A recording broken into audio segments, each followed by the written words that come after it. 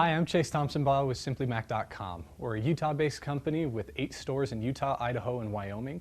Today I'm going to show you some quick tips about using the iPad, and I know you're going to love them. So now I'd like to talk to you a little bit about adding speakers to your iPad. So as far as speakers go on the iPad, of course your iPad does have a built-in speaker. It's located right here on the bottom on the iPad 1.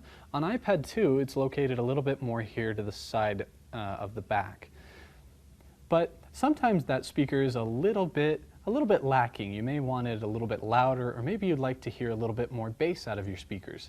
In that case, the iPad does have several options. You can actually plug any set of speakers that have a 3.5mm jack into the top jack of your iPad.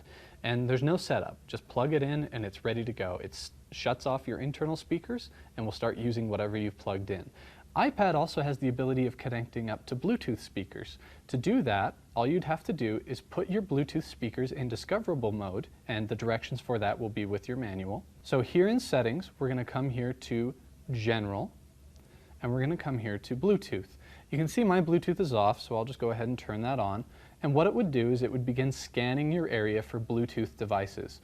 And so you can see I've got a couple that are showing up, but your speakers would be showed right there. So if you tapped on it, it would then try to pair with your speakers. Again, I'm Chase Thompson-Baugh with SimplyMac.com, and we've just talked to you about adding speakers to your iPad.